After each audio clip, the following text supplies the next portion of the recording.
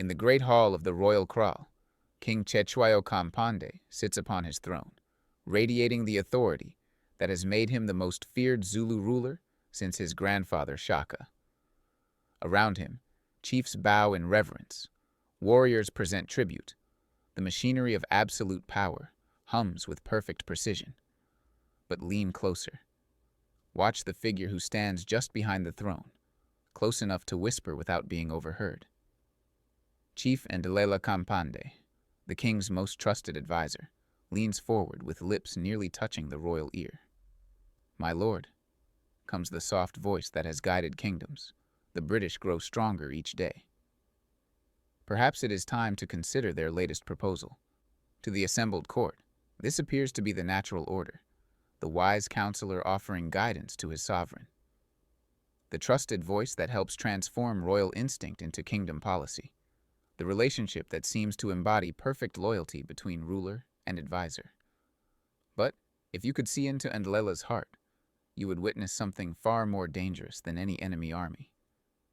Behind those respectful words burns not devotion, but calculated ambition. The advisor who appears most loyal harbors the most treacherous intentions, because in the deadly game of royal politics, proximity equals opportunity. Trust becomes vulnerability. And the voice that whispers counsel can just as easily whisper poison, transforming wisdom into treason with nothing more than a change of tone. Tonight, as the king makes decisions based on trusted advice, he has no idea that his most valued counselor is leading him toward destruction. To understand this betrayal's magnitude, you must first witness the precarious world that made it both possible and devastating. A kingdom caught between traditional power and colonial pressure. The Zulu nation of 1879 stands at a crossroads that will determine its survival. King Cetshwayo has inherited Shaka's military legacy, commanding armies that still strike fear across southern Africa. The kingdom's borders stretch across vast territories. Its warriors maintain the discipline and tactical innovations that built an empire. Yet beneath this surface strength, dangerous currents flow. British colonial forces press ever closer to Zulu boundaries, their intentions masked by diplomatic language but clear in their military preparations. The kingdom faces enemies with technology that could neutralize traditional Zulu advantages. Inside the royal court, competing factions advocate dramatically different responses to these external pressures. Military commanders urge preemptive strikes to demonstrate Zulu strength. Diplomatic chiefs counsel negotiation to preserve the kingdom through accommodation. Each faction believes their approach offers the only path to survival. The Royal Council becomes a place where every word carries multiple meanings.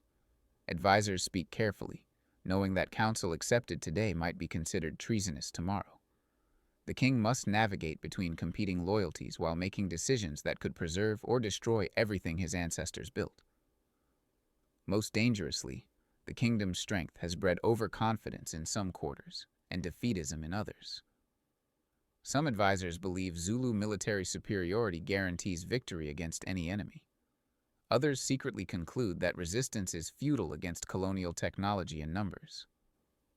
In this atmosphere of uncertainty and fear, trusted advisors wield unprecedented influence. Their whispered words can tip the balance between war and peace, survival and destruction. At the center of this swirling uncertainty sits King Cetshwayo, a ruler whose strength and weakness both stem from the same source, his reliance on trusted counsel to navigate impossible choices. Unlike his predecessors who ruled through pure instinct and military genius, Cetshwayo governs through consultation and consensus building. He elevates advisors to positions of real authority, believing that collective wisdom surpasses individual judgment. This approach has brought stability to the kingdom, but it has also created dangerous dependencies. Chief Ndlela Kampande emerges as the most influential of these advisors, not through noble birth or military achievement, but through something far more valuable in court politics: the ability to tell the king what he needs to hear in ways that make complex decisions seem simple. Ndlela possesses the rare combination of intelligence and charisma that makes him indispensable to royal decision-making. He understands both traditional Zulu values and colonial realities. His counsel bridges the gap between what the kingdom has always done and what it might need to do to survive. But perhaps most importantly, Ndlela has mastered the art of appearing loyal while pursuing personal agenda. His advice consistently serves the king's immediate interests while advancing his own long-term objectives. The relationship appears symbiotic, but actually flows in only one direction, toward Ndlela's benefit. The king's growing dependence on his advisor creates a vulnerability that traditional Zulu rulers never faced. Where Shaka trusted only his own judgment, Cetshwayo trusts Ndlela's wisdom. This trust becomes the foundation for both the kingdom's governance and its potential destruction. The shadow beside the throne grows longer each day, gradually eclipsing the light it was meant to serve. The transformation of advice into treason happens so gradually that even the advisor himself might not recognize the moment when loyalty dies and betrayal is born. Ndlela begins with genuine attempts to serve both king and kingdom. His early counsel proves sound: diplomatic initiatives that buy time, military preparations that strengthen defenses, internal reforms that consolidate royal authority. The advisor's reputation for wisdom grows with each successful recommendation. But success breeds dangerous confidence, and Ndlela begins to believe that his judgment surpasses the king's, that his vision for the kingdom's future transcends traditional royal prerogatives. The advisor who once shaped his counsel to serve royal wishes now shapes royal wishes to serve his counsel. The subtle shift becomes visible in how Ndlela presents options to the king. Instead of laying out alternatives objectively, he begins tilting his advice toward outcomes he prefers. Information that supports his preferred policies receives emphasis. Facts that contradict his recommendations get downplayed or omitted entirely. Most insidiously, Ndlela starts interpreting the king's reactions to reinforce his own authority. When Cetshwayo accepts his advice, it proves the advisor's wisdom. When the king hesitates or questions, it demonstrates royal confusion that requires firmer guidance. The breaking point comes when British forces begin massing near Zulu borders. Military commanders urge immediate mobilization to repel invasion. But Ndlela counsels restraint, arguing that premature action would justify British aggression and invite international condemnation. His advice sounds reasonable, even wise, but it serves a darker purpose: delaying Zulu military response until British preparations are so advanced that resistance becomes futile. The advisor who appears to counsel peace actually counsels surrender disguised as diplomacy. January 22nd, 1879. The Battle of Isandlwana. The day when Ndlela's treacherous counsel finally bears its poisonous fruit. Despite his advisor's recommendations for diplomatic restraint, King Cetshwayo has finally authorized military action against British forces that invaded Zulu territory. The kingdom's finest regiments march toward what should be a defensive victory: Zulu warriors fighting on home ground against overconfident colonial forces. But something goes wrong. The coordination that should characterize Zulu military operations breaks down at crucial moments. Supply lines fail. Communications between regiments collapse.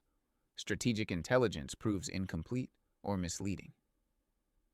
The Zulu forces win the battle itself through sheer courage and traditional tactical superiority. British forces suffer devastating losses, yet the victory feels hollow, incomplete, as if opportunities for decisive triumph were somehow squandered through systematic failures in planning and execution. In the aftermath, as King Cetshwayo reviews the battle's mixed results, disturbing patterns emerge. The military intelligence that guided Zulu strategy came largely from Ndlela's network of informants. The logistical preparations that proved inadequate followed his organizational recommendations. The communications failures occurred in systems he had helped design. The revelation strikes like lightning. The advisor who had counseled against war had also ensured that war, once begun, would not achieve decisive results. His treason was not the crude betrayal of selling military secrets to enemies, but the sophisticated treachery of ensuring that even Zulu victories served British long-term interests. Ndlela's whispered counsel had been poison disguised as wisdom, leading the kingdom into conflicts it could win tactically, but not strategically. The most trusted voice had become the most treacherous weapon in the enemy's arsenal. The exposure of Ndlela's treachery sends shockwaves through every level of Zulu society, shattering the foundations of trust that held the kingdom together. King Cetshwayo faces the devastating realization that his most crucial decisions have been shaped by advice designed to serve enemy interests. Every diplomatic initiative, every military strategy, every internal reform recommended by Ndlela must now be re-evaluated for hidden treachery. The royal council erupts in barely contained chaos as other advisors scramble to distance themselves from their compromised colleague. Some genuinely fear guilt by association. Others see opportunity in Ndlela's downfall to advance their own positions. The collaborative governance that had been Cetshwayo's strength becomes a source of paralysis and suspicion. Military commanders demand immediate action to purge the kingdom of other potential traitors, but their investigations reveal the terrible scope of Ndlela's influence. His recommendations had shaped appointment of regional chiefs, selection of military officers, even arrangement of diplomatic communications. Undoing his treachery might require dismantling the entire governmental structure. Most devastating of all is the psychological impact on the kingdom's subjects. If the king's most trusted advisor could be revealed as a traitor, then who could be trusted? The certainty that had guided Zulu society, that royal wisdom, guided by loyal counsel, would protect the nation, lies shattered. British forces, meanwhile, exploit the kingdom's internal turmoil to advance their colonial agenda. The confusion that Ndlela's treachery creates provides perfect cover for diplomatic and military initiatives that would have been impossible against a unified Zulu response. The advisor's whispered treason achieves what direct military assault could never accomplish: the destruction of Zulu unity from within. History struggles to judge Ndlela's transformation from trusted advisor to treacherous conspirator, caught between competing narratives of betrayal and misguided patriotism. The case for treachery appears overwhelming when examined through the lens of his deceptive counsel and its consequences. Ndlela violated the most sacred trust in Zulu society, the bond between king and advisor that formed the foundation of royal decision-making. His whispered poison led the kingdom into conflicts designed to serve enemy interests while appearing to serve Zulu welfare. The sophistication of his betrayal makes it particularly heinous. This was not the crude treachery of selling military secrets or openly defecting to enemy forces. Instead, Ndlela weaponized his position of trust to ensure that even Zulu victories served British long-term strategic objectives. But the case for misguided loyalty offers a more complex interpretation. Perhaps Ndlela genuinely believed that gradual accommodation with British colonial forces offered the kingdom's only realistic path to survival.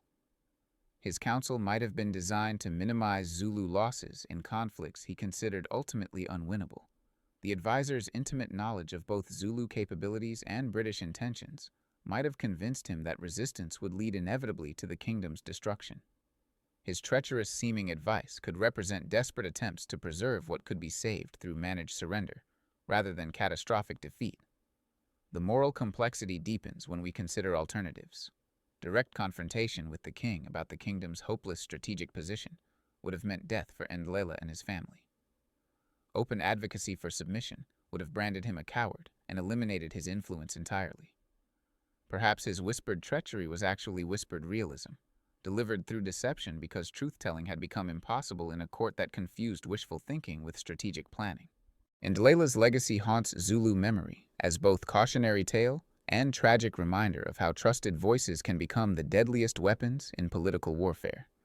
The advisor's betrayal reveals the fatal vulnerability of rulers who depend too heavily on counselors, whose loyalties they assume rather than verify. King Cetshwayo's collaborative approach to governance, while admirable in principle, created opportunities for sophisticated treachery that more paranoid rulers might have avoided. Perhaps most chilling is the recognition that Ndlela's methods, the gradual corruption of counsel through selective emphasis and strategic omission, represent techniques that operate below the threshold of obvious treachery. His poison was administered in doses so small that each individual recommendation seemed reasonable, even wise. The broader lesson extends far beyond the royal kraal of 1879. In every relationship where one person depends on another's advice, whether in politics, business, or personal affairs, the potential exists for counsel to be corrupted by hidden agendas that serve the advisor's interests rather than the recipient's welfare. Modern parallels abound in corporate boardrooms where advisors prioritize their own advancement over corporate welfare, in political circles where counselors shape policy to serve personal connections rather than public interest, in personal relationships where trusted friends offer guidance designed to serve their own emotional needs. The tragedy is not that betrayal exists. Human nature guarantees that trusted positions will sometimes be abused. The tragedy is that the very intimacy that makes advice valuable also makes treacherous counsel nearly impossible to detect until damage becomes irreversible. Look around your own world. Which voices do you trust without question? Which advisors have gained influence through consistently telling you what you want to hear? Which relationships have you allowed to develop dependencies that could be exploited by those you trust most? Share your thoughts below. Was Ndlela a traitor who destroyed his king through whispered poison, or a realist whose honest assessment of impossible circumstances forced him into deceptive methods? If this story of trust corrupted into treason has captured your imagination, subscribe for more tales from Africa's hidden history, because the most dangerous enemies are always those who speak with friendly voices and offer counsel that sounds like wisdom. Remember, the deadliest blade is often the one disguised as a helping hand. Listen carefully to the whispers. They might be leading you toward your own destruction.